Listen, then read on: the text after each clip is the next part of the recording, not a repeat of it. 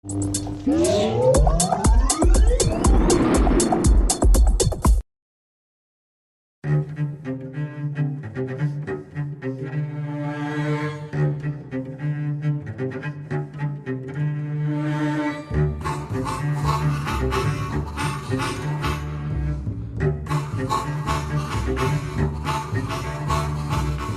tengo destino, el destino me olvidó. No tengo destino, hace tiempo me olvidó.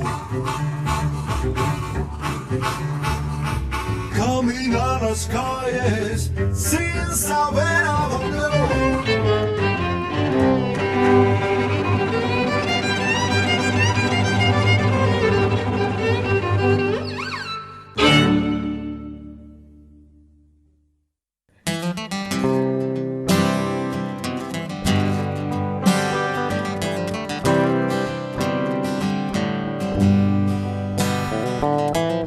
Hay valores que no se respeten, no quiere decir que no haya.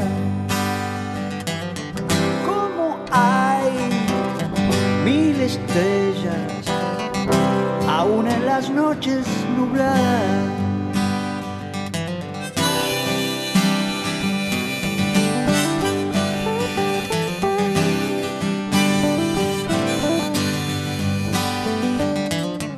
Hay prohombres que no resplandezcan, no quiere decir que no honren al género humano desde algún anónimo orden. Existe la luz aún en penumbras y está la verdad tras la duda.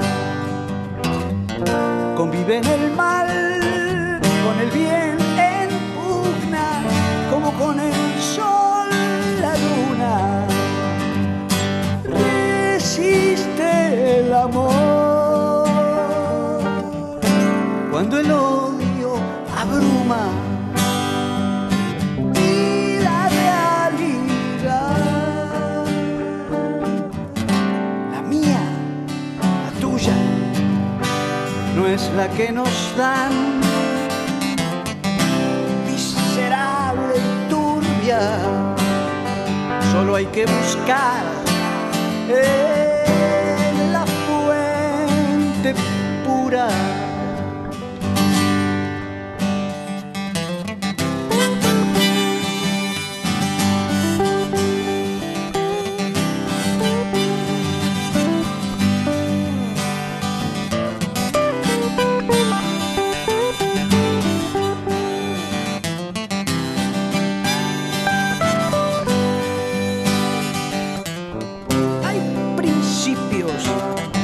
Aun cuando solo parezca que mandan los fines, como hay arquetipos, aun cuando los tipos dominen.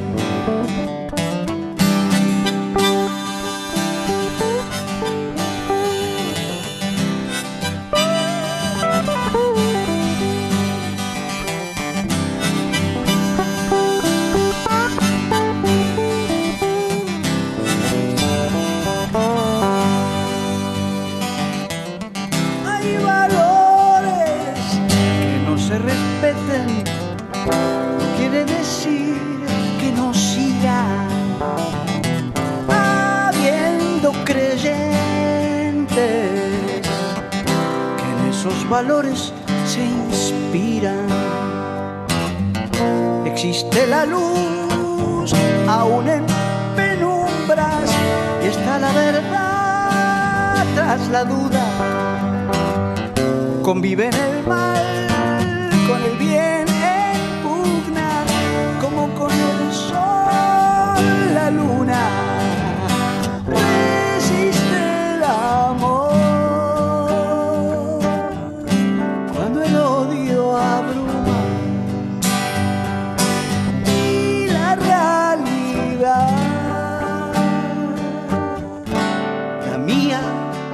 tuya no es la que nos dan, miserable y turbia, solo hay que buscar en la fuente pura.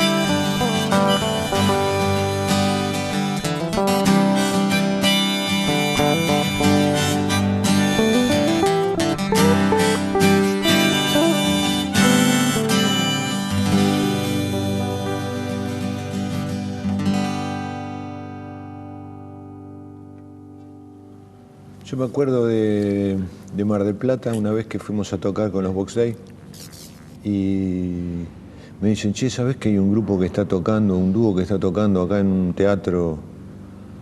Yo creo que era una de las peatonales, una cosa así, de trasnoches. ¿Y por qué no nos vamos a ver cómo viene esa historia? Y nos mandamos. Y cuando entramos ya había empezado la actuación.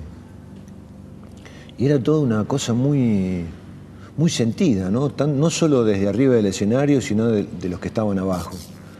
Y bueno, como era una época donde todos estábamos empezando, todo este movimiento se estaba iniciando, era como una especie de confirmación, para mí sobre todo, de que eso que pensábamos que era posible se estaba dando alrededor nuestro. Y bueno, más tarde me di cuenta y comprendí de que eran Pedro y Pablo lo que estábamos viendo, ¿no? No sé cuántos años me habrán pasado, cerca de 40, creo. Sí. 40 más. No sé, después hay una parte, desde ese momento hasta que explota la marcha de la bronca, no sé muy bien qué fue lo que pasó, pero creo que hubo un pasaje tuyo hacia el sur de Argentina, con tu familia, sí, y con tu música. Y más tarde, otro viaje al extranjero, sí, algo así. Sí. Ahora, de esto que vos te acordás, yo también me acuerdo porque en ese mismo teatro actuaba la Cofradía de la Flor Solar también, y actuaba Sui Generis, que eran principiantes que sí, nosotros nos tuvimos la oportunidad de presentar. Y bueno, y otros artistas que pasaban. Y así como pasaste vos como público, me acuerdo que estaba Papo, que era muy amigo del organizador de los recitales, que era el Gordo Pierre. El Gordo Pierre. Y me acuerdo que, por eso que vos decís del entusiasmo de la gente, del público, que Papo le decía al Gordo Pierre, mira, yo mucho lo que hacen estos pibes no me gusta, pero como le gusta tanto a la gente, dice, debe ser bueno, porque el público era muy entusiasta y llenaba la sala, y bueno, y la combinación del rock de la cofradía con la música acústica que hacíamos nosotros, y Sui Generis y todo eso, era un enjunje muy agradable en aquella época en que todo comenzaba, ¿eh? Estamos hablando del 70, 71. Yo creo que sí, yo creo que fue el 70. Después tengo un recuerdo, pero más vago, de Villa Gesell. Sí. Que también andaban por ahí, ustedes andaban por ahí, yo me acuerdo de haberlos cruzado. Nos cruzamos, ustedes tenían una casa alquilada y fuimos a visitarlos, estuvimos tocando ahí con ustedes y disfrutando del verano. Eso yo creo que fue el año siguiente. Fueron épocas digamos, el rock incipiente, ¿no? Una cosa que empezaba y eran minorías, pero convocaban público, artesanos, veraneantes, bueno, pelilargos de todo tipo. Y para mí fue una época fundacional, ¿no? Siempre la muy recuerdo. hermosa, muy hermosa. Pero sin embargo, esto que vos decís me hace pensar de que no cambió mucho. Porque vos seguís teniendo el pelo largo. Yo Sí, también. Y seguimos tocando para minorías. Sí. O sea, nuestra música sigue siendo underground, sigue siendo subterránea. Sí. Pese a ser muy popular. Claro. O sea, se juntan dos cosas muy curiosas, ¿no? Sí. Porque, por ejemplo, qué sé yo, Catalina Bahía es un tema archiconocido. Y sin embargo, la trascendencia nuestra a nivel popular es discutible. O sea, desde nuestras personas, creo. Tal vez no nuestra obra. Tal vez nuestra obra haya trascendido popular, a nivel popular, pero no nuestras personas. Es verdad. Por ejemplo, si comparamos nuestra convocatoria habitual con la que tienen las grandes bandas convocantes de moda, que vendrían a ser análogas a lo que eran en aquel momento otros números de una música que no era la que hacíamos nosotros, pero que convocaba a mucha gente. Sí, sigue siendo una música subterránea, digamos, ¿no? Para una élite. Y bueno, creo que eso es bueno porque ese público, aunque no sea tan numeroso, tan masivo, es un público muy fiel y muy escuchador, respetuoso, seguidor, y uno puede comprobarlo a través de internet y los medios donde uno se comunica con el público. Es un público que viene siguiéndonos desde muchos años atrás, ¿no? Y nos es fiel, y a veces esa fidelidad pasa de padres a hijos también. Sí, totalmente. Eso es lo que entusiasma. Y en cuanto a lo que decías de los viajes, sí, yo ya muy al principio de mi actividad con el dúo empecé a hacer actividades solistas también, y me fui a descubrir la Patagonia, descubrí el Bolsón, me instalé ahí, compuse canciones que tienen mucho de la inspiración patagónica. Y bueno, con los años ese afán por viajar me llevó fuera del país, a España, a Colombia, a Latinoamérica, pero siempre viajar es un ingrediente muy importante en mi vida. Qué personaje que nos tocó hacer, ¿no? El personaje de Cantilo es un personaje complicado, me imagino, ¿no? Para asumir. Sí. Yo creo que lo vamos armando. Es como un personaje que no sabemos hacia dónde va, pero cada día, con las elecciones que se hace, cada uno va armando su personaje, ¿no? Y en esto de la música hay una exposición que es indudable que uno proyecta ese personaje hacia la sociedad. Cada cosa que uno hace, cada disco que saca, cada concierto, ese personaje se va modificando y nuestra pantalla, nuestro reflejo es ese público para el que hacemos esto, porque ¿para quién lo hacemos si no? Totalmente. Sabemos que hay gente que lo va a escuchar y para eso lo hacemos. Sí, tiene dos puntas, ¿no? La punta donde nosotros estamos mandando la señal y la punta donde está el público recibiéndolo y tomando una actitud, digamos, muy pasional, ¿no? Sí. Muy amorosa. Sí. Aunque a veces las letras no son tan amorosas ni tan pasionales, ¿no? Hay situaciones bastante frustrantes, ¿no? Claro. Por momentos. Sí. Yo creo que mirando las letras tuyas, leyendo tus letras, ya no como canciones, sino como poemas, o como prosa misma, hay momentos que son muy duras. Sí. Sí, como la vida misma, ¿no? Como la vida misma vamos reflejando lo que pasa en la vida. Lo que pasa es que usamos la música. Y la música es un amortiguador de las cosas duras, ¿no? O sea, porque si uno canta realidades que pueden ser duras, las está cantando, y la música les está dando un entorno que es más digerible para la persona. Por eso no somos contadores de historias ni escritores, somos cantantes, ¿no? Y la música nos ayuda mucho en ese sentido.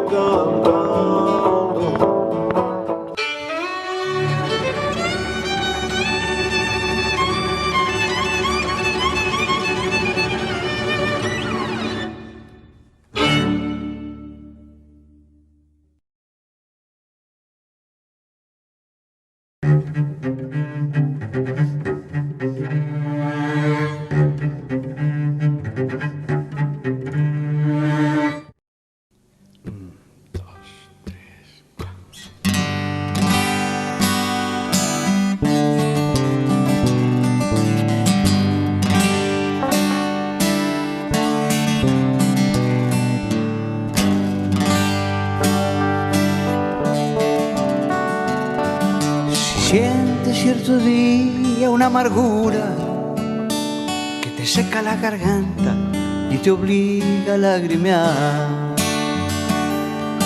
Recuéstate, reclina la cabeza y comienza a pensar cosas que jamás fuiste a pensar.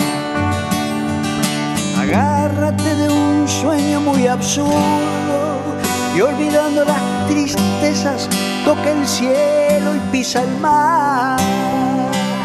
Resbala por el largo precipicio que te lleve hasta la dicha de olvidar todo pesar. Verás que sientes todo muy distinto y no vuelves a llorar.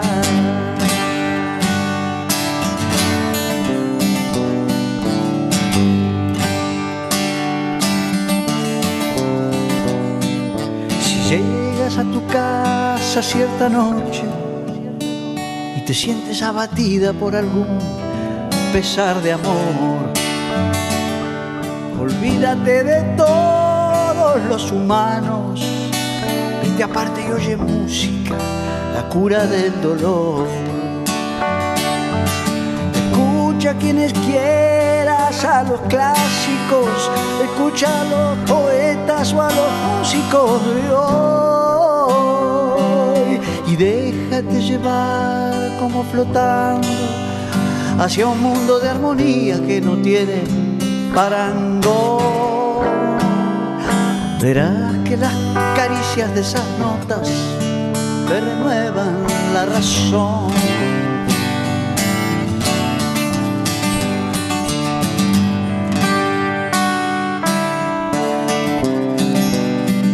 Convéncete, mi amiga, en esta vida nada queda sin arreglo, todo tiene solución. Si lloras por lo de hoy, verás al rato que viéndolo de otro lado se disipa el gran dolor. Si algún día te sientes destrozada por engaños o por muertes, por derrotas o maldad, no dejes que te aten obsesiones que harán de tus emociones verdugos sin piedad. Convéncete, mi amiga, esta es tu vida y no puede ir para atrás.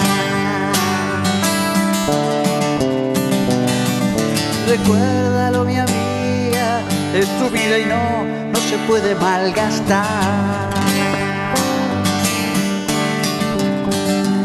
Convéncete, mi amiga, en esta vida todo tiene solución.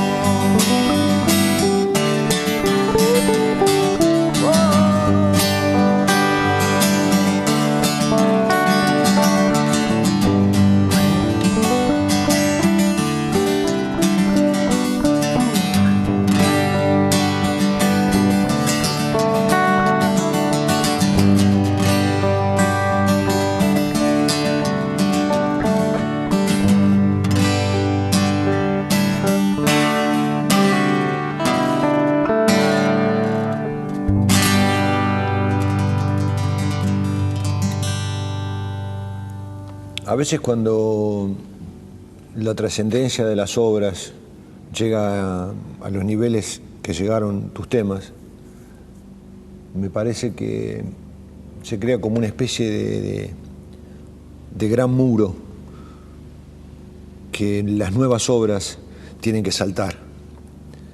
Entonces es como que se vuelve en contra nuestra propia obra y no nos deja espacio. Por ejemplo, cuando vamos a tocar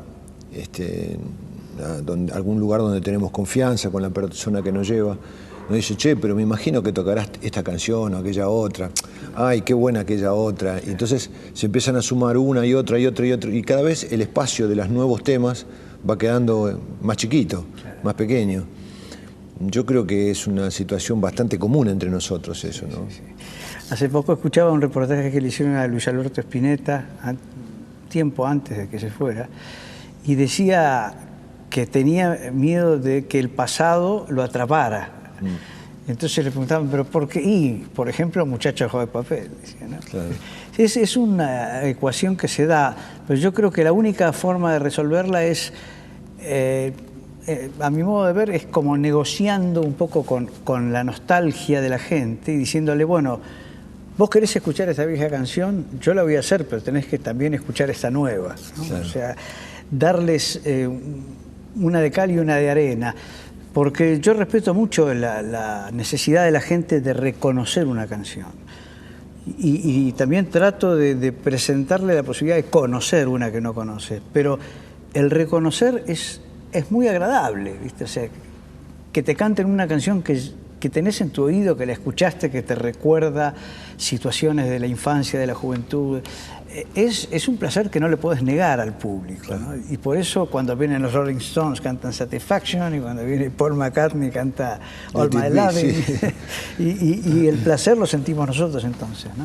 Entonces es bueno equilibrar eso, o sea, hacer las viejas canciones que la gente quiere escuchar, pero también ponerle protagonismo al material nuevo que uno sigue componiendo, ¿no? Cada año algo nuevo, y luchar por eso.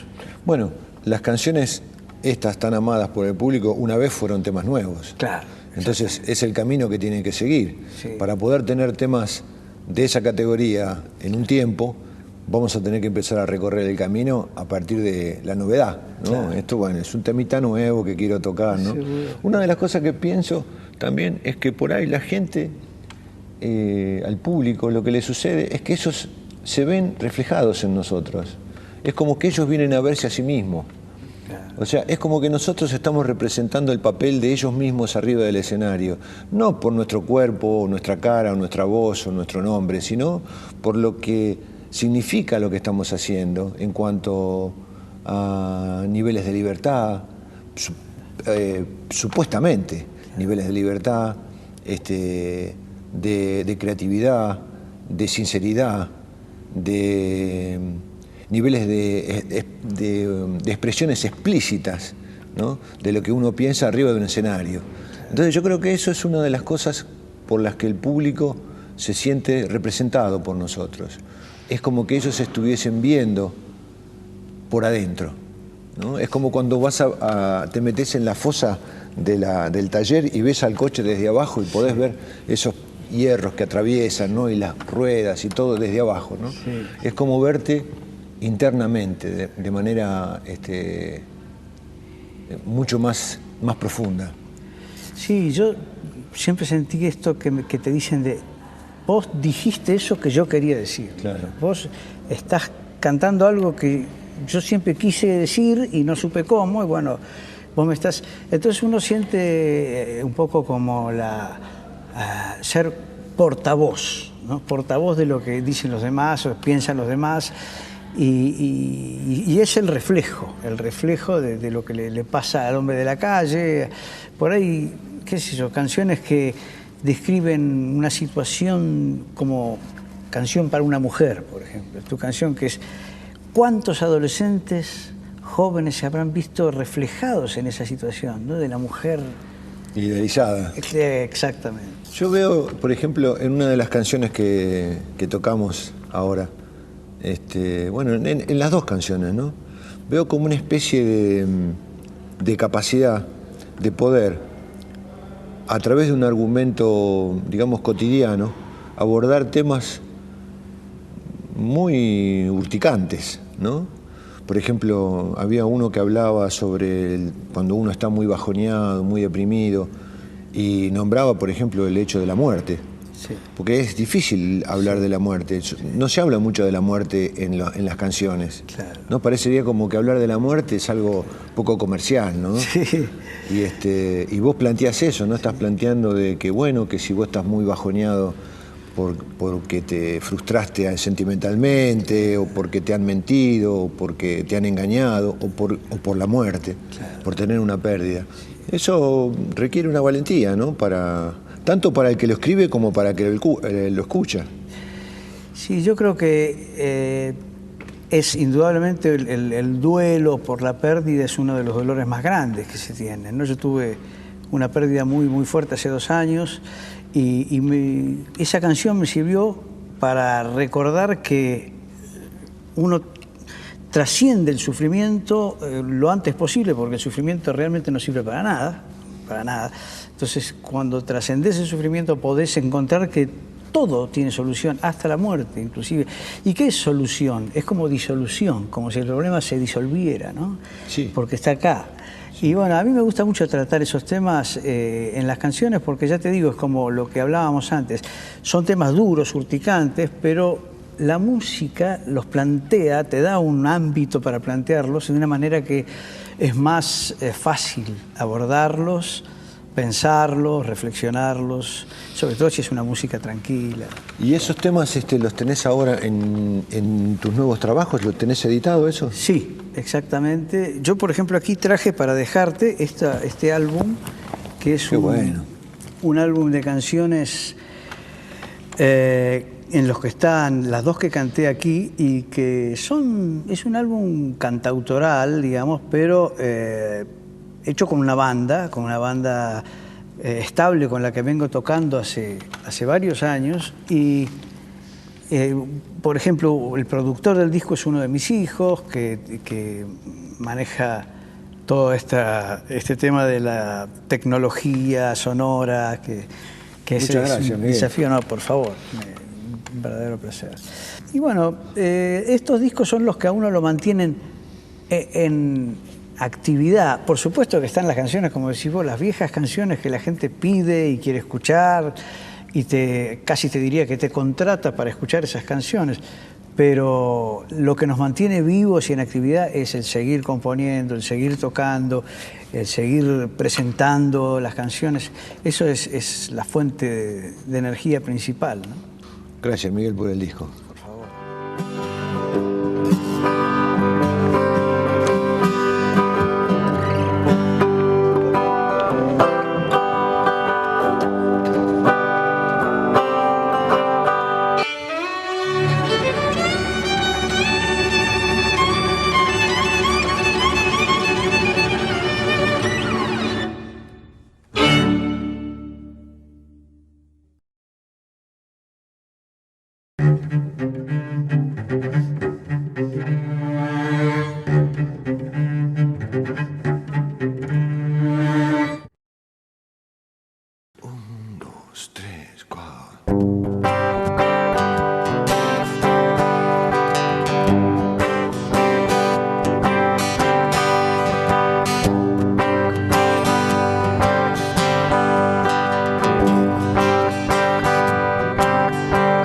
Mientras alguien afuera escuche mi canción, la seguiré cantando con todo lo que da mi voz.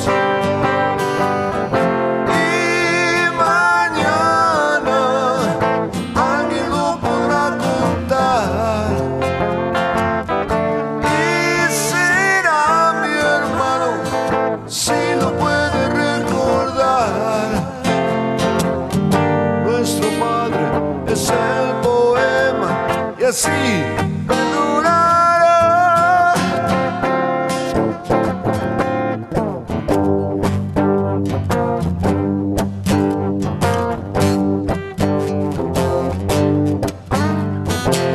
Y si creen mi relato, seguro puedo estar que todo lo que diga será no más que la verdad. Y mañana alguien lo podrá contar y será mi hermano si lo puede recordar. Nuestro padre es el poema y así perdurará.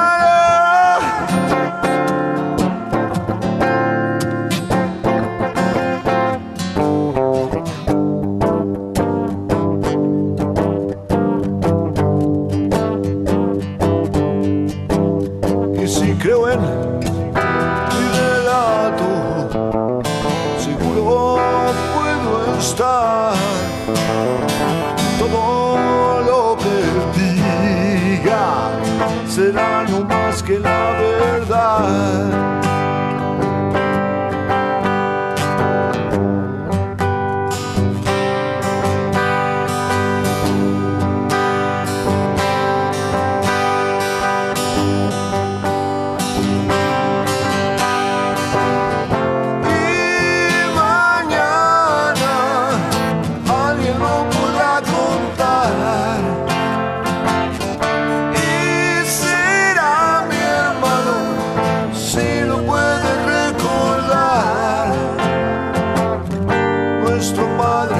Es el poema y así perdonará.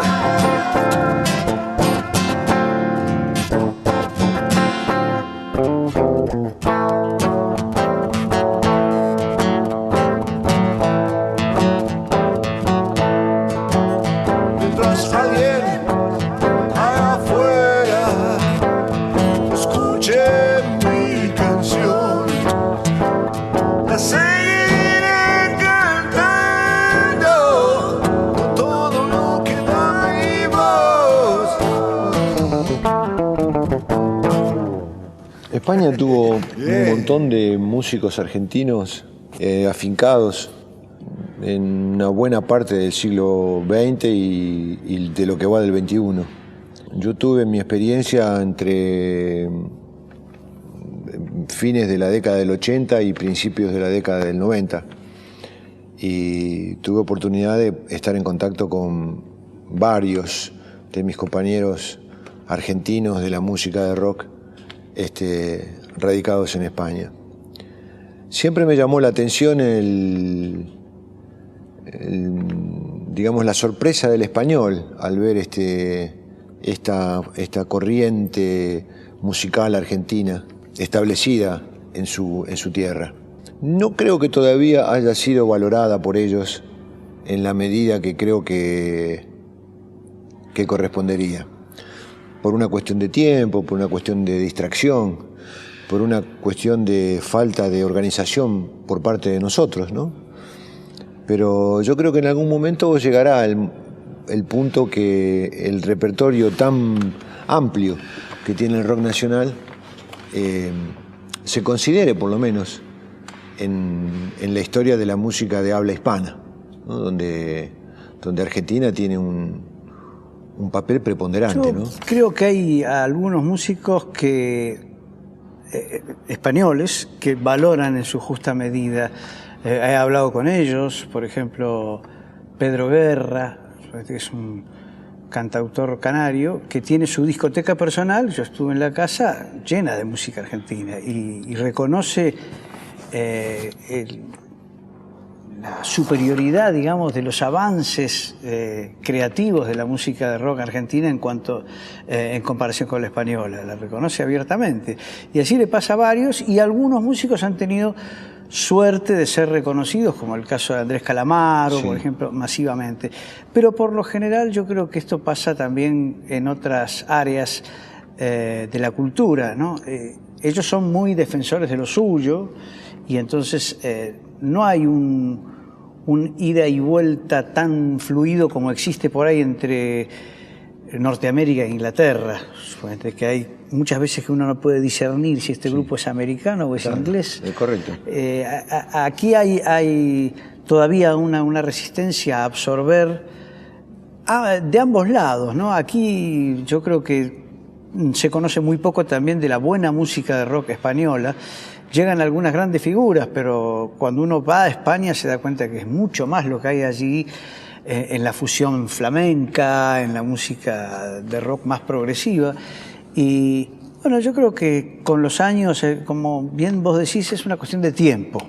Creo que se va a ir reconociendo más allí lo nuestro y aquí lo de ellos, pero también hay una responsabilidad de la manera como nosotros exportamos lo nuestro, ¿no? O sea, la profesionalidad, la insistencia del músico argentino por viajar y hacerse conocer allí y hacer los esfuerzos que hay que hacer. Yo, por ejemplo, hace varios años que estoy yendo a España tratando de divulgar lo mío, no hacer negocios ni nada, simplemente de divulgar la cultura de mi país a través de lo que hago yo. Y veo que lo hacen algunos otros y es un esfuerzo de voluntad para conectarse con el viejo mundo. Y España indudablemente es la puerta más accesible que tenemos al viejo mundo. Totalmente. Yo me acuerdo, una vez fui a ensayar a una sala en Madrid, en Cuatro Caminos. Estábamos esperando que viniera la chica que atendía la parte de la reserva de horarios y nos estábamos tomando un café con mi hijo ahí, esperándola. Y nos pusimos a mirar así los pósters, ¿no?, que tenían de distintos artistas y este y lo otro, y bueno, todos muy encumbrados y tal, y de golpe focalizamos el póster de Morris. Yo sabía que Morris había hecho una carrera muy importante en la década del 70, Sí. pero no lo tenía, digamos, no lo había vivido en carne propia. Pero ahí me empecé a dar cuenta de que efectivamente la profundidad de la estocada de Morris había llegado realmente a la raíz de la cuestión. Y no habrá pasado mucho tiempo que conocí a un español fanático de Morris en la sierra de Cercedilla, que me decía, hombre, no me digas que tú eres amigo de Morris, como diciendo, tú eres amigo de no sé, de un semidios. Yo presencié eso, porque en el momento en que llegué allí, él ya estaba instalado y ya estaba logrando ese efecto. Y hubo una canción que fue la gran, digamos, el nexo entre el público y Morris, que fue Zapatos de Gamuza Azul, que fue una idea brillante de él, porque fue traducir un tema, una cosa que se hace muy poco, que es traducir un cover de Carl Perkins y ponerlo en un idioma cotidiano para los españoles. Y fue un bombazo eso, fue un éxito tremendo, y yo presencié los recitales que él todavía hacía solo con la guitarra. Claro. Bueno, era el estilo de él, ¿no? Sí, yo lo sí. conocí así acá, tocando en una galería, éramos muy pocos, yo creo que tendría 18 años, 19 años, y lo vi tocando con una camiseta a rayas, tipo como una abeja, así a rayas blanca y negra, parecía un gondolero veneciano, y tocando El Oso, y me conmovió totalmente, con esa guitarra y con esa manera de ser, de cantar y de presentar las canciones, que era conmovedor. No había muchos tipos así. No, yo me alegro que te acuerdes, porque para mí fue lo mismo la primera vez que lo vi cantando en un teatro, en un festival, solo con su guitarra, y me inspiró tremendamente a hacer lo que después hice yo. O sea, para mí fue un Dylan argentino, total, con autoridad absoluta en sus letras, y fue realmente un verdadero pionero acá de esto. Sí, en todo, no solamente en la parte musical y creativa, sino en la actitud que tenía por abajo del escenario, porque no cambiaba. No es que era un personaje arriba del escenario y otro abajo del escenario. Claro. Él era Morris todo el tiempo. Sí. Yo lo extraño, hace mucho tiempo que no lo veo. Sí. Pero cuando tuve la oportunidad de relacionarme con él, en charlar y compartir una mesa y tal, me siguió impresionando la manera de ser de él, ¿no? Y entre una de las cosas que me acuerdo fue cuando me contó cómo había hecho El Oso. Yo tenía la idea de una cosa así muy pensada, muy elaborada y tal. Y él me contó que había ido a un jardín de infantes, creo que tenía una amiga que era maestra en un jardín de infantes y había ido con su esposa. Y le pidieron que improvisara algo para los chicos. Y dice que se puso a tocar y salió El Oso de pe a pa, de un saque, y cuando terminó se puso a llorar. O sea que El Oso se abalanzó sobre él, ¿no? Sí, para mí Escúchame entre el ruido es una de las mejores canciones que se han escrito acá de Morris, y el escucharla me abrió la cabeza y me dijo, vos podés hacer esto también. Y ahí empecé a escribir canciones. No, realmente la importancia que tiene nuestra generación, Morris, se revalidó en esto de España, ¿no? Yo estoy en la tónica, re, ¿no? Y vos podías hacer el fa sostenido. ¿Cómo? 3, 4. ¿Cómo amantes en la tormenta?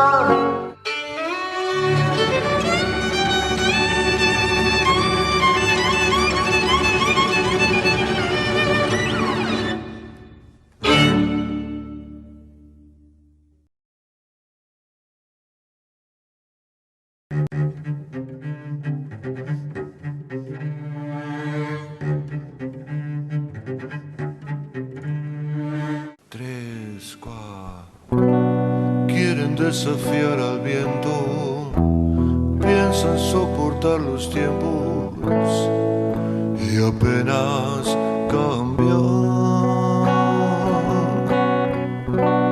Tienen que entender su historia, tienen que tener memoria y un tilde olvidar. De pie en la tempestad, de frente al vendaval, sujetan sus manos como amantes en la tormenta, buscarán abrazarse. Lluvia y niebla, y habrá luz diáfana y nítida, luz que arrastre hacia el abismo la inquietud del mañana.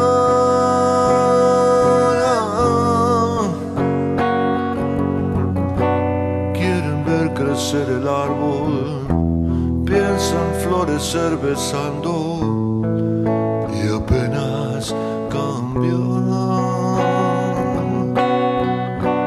Tienen que estudiar sus ojos, tienen que aprender sus rostros y un tilde olvidar.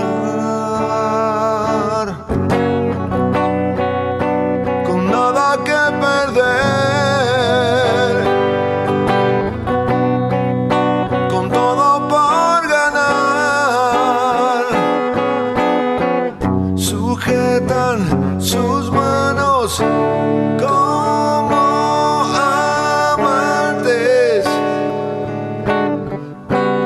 en la tormenta, buscarán aferrarse. Bruma y niebla, y habrá luz de los rayos más puros de luz que arrastre hacia el abismo la inquietud del mañana.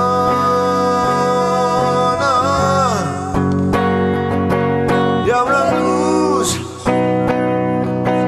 diáfana y nítida, luz que arrastre hacia el abismo la inquietud del mañana.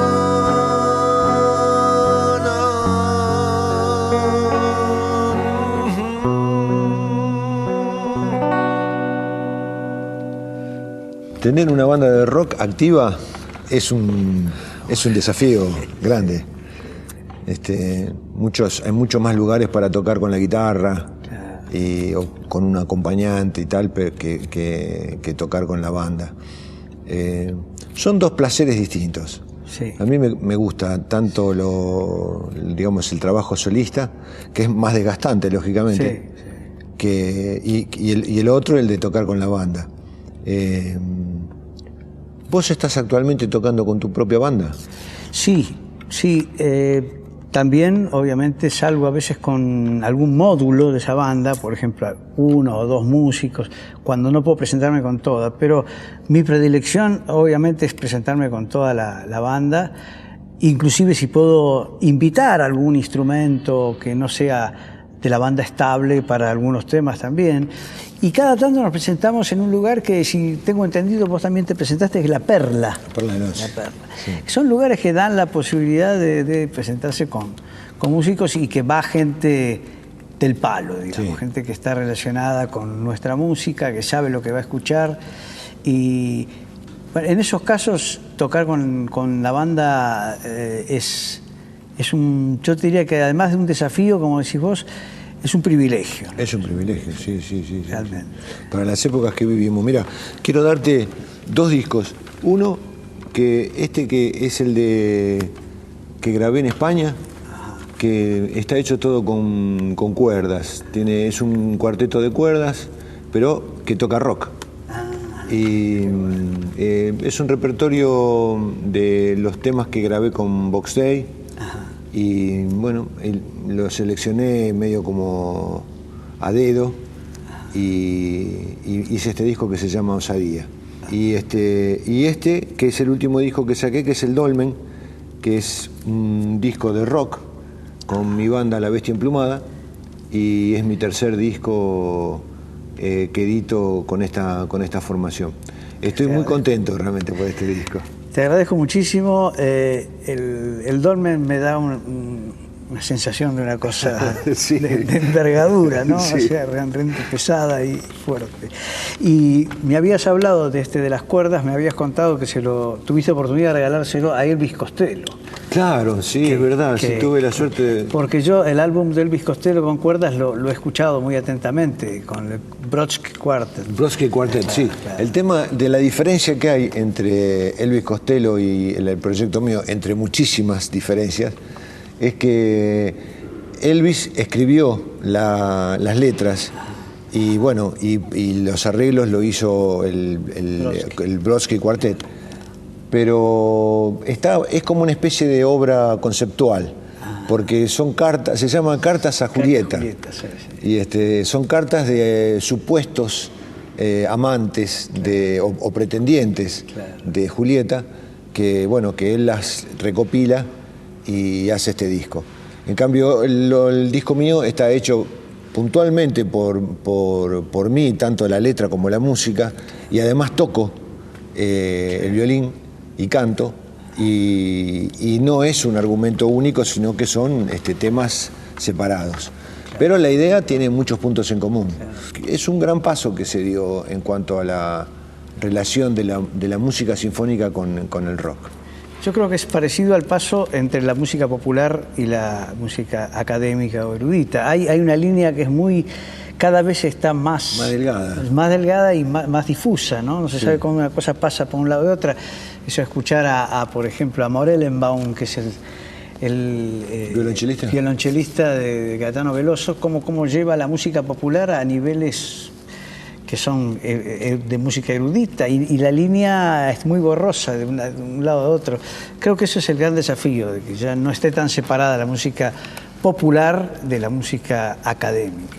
Y bueno, una de las grandes víctimas creo que fue Piazzolla, claro, ¿no? El haberse separado en un momento poco oportuno, ¿no? Porque tal vez, o yo diría que estoy seguro, de que no estábamos preparados para poder bancarnos una diferencia, un ala tan distinta como la de Piazzolla. Y ahora prácticamente hablar de tango y no incluir a Piazzolla es no hablar de tango. Claro, ¿no? seguro. El tango tiene mucha importancia para el rock, aunque no parezca, ¿no? Sí, muchísimo. Aunque se sienta diferente, pero todos los rockeros hemos sido muy influidos por el tango. Muchísimo, sí, en todo, en las letras y en la música. Sí, seguro. El folclore y el tango son un poco los padres de nuestra música, sin de lo que ninguna hacemos duda. nosotros. Qué buenos padres que tuvimos, Sí, ¿no? claro. Porque ser hijo de semejante pedazo de música es una cosa maravillosa, ¿no? Para mí vos sos uno de los puntales, Miguel, de esta música argentina, y te agradezco de todo corazón que hayas venido, y te agradezco de todo corazón que seas quien sos. Bueno, yo también te agradezco a vos que me hayas invitado y reconozco profundamente. Es más, hay un libro que yo escribí que se llama 50 años del rock nacional, que se llama ¿Qué circo? Es un libro que hace un recorrido por el rock y hago un reconocimiento especial de tu trabajo, porque siempre me despertó una gran admiración, y te agradezco mucho que me hayas invitado al programa. Bueno, un abrazo, Miguel. Te agradezco de todo corazón, ¿eh?